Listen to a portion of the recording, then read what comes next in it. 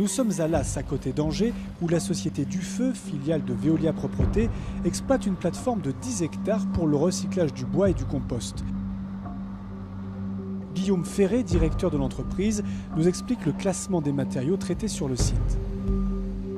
Sur cette plateforme, vous allez accueillir différents types de bois. Vous allez accueillir des bois de classe A, des bois de classe B. Les bois de classe A sont des bois qui n'ont pas subi de traitement particulier et qui vont plutôt être orientés vers du bois de chaufferie ou du bois énergie. Et après, tous les bois de classe B, qui sont plutôt des bois ayant subi des traitements, vont plutôt être orientés vers le bois panneau pour refaire des panneaux de particules.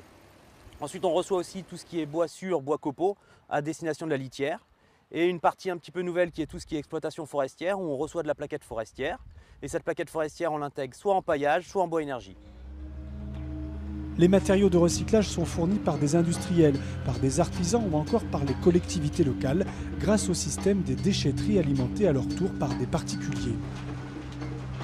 Un circuit bien rodé qui permet à cette plateforme unique, par sa polyvalence, de recycler une grande variété de produits bois en un seul lieu, permettant de réaliser ainsi de grosses économies d'énergie et de transport.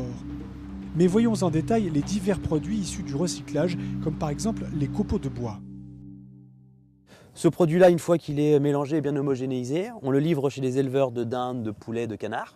Une fois qu'il a été entre guillemets souillé par les volailles, on le récupère pour la destination de la filière agricole en termes de compost.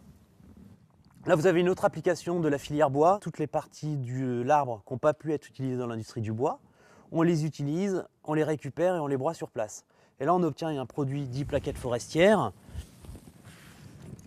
Et ce produit-là, on va l'utiliser en paillage. On positionne 10 à 15 cm de produit sur un rond-point, sur des trottoirs, et qui a la particularité de retenir l'humidité, donc on arrose moins souvent, de limiter la repousse des mauvaises herbes, et puis un côté esthétique un petit peu environnemental, développement durable.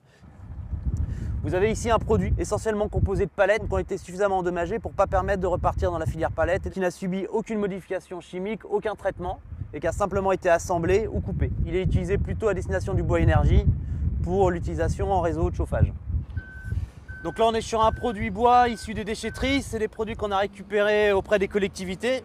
C'est souvent les usagers qui les ont déposés dans les déchetteries à partir de meubles qui n'avaient plus aucune utilité ou on ne pouvait pas les réutiliser à travers d'autres associations. Donc on les récupère sur la plateforme, on les trie, on les met comme ça en andin et à partir de là après on fait une opération de transformation pour retourner dans l'industrie du panneau pour refabriquer des nouveaux meubles. Et ces panneaux sont utilisés également dans la construction, où ils sont de plus en plus répandus aujourd'hui. Louis de Reboul est président de la branche palette et bois de Fédérec, la fédération des entreprises de recyclage. Nos entreprises sont réparties à peu près sur l'ensemble du territoire français. On peut dire qu'aujourd'hui, toutes les tonnes de bois de recyclage, quelles qu'elles soient, même des petits volumes, peuvent trouver des solutions de valorisation. Les entreprises du recyclage, bien entendu, travaillent aussi avec les concepteurs des objets en bois pour essayer de trouver des possibilités de valorisation sur l'ensemble des produits.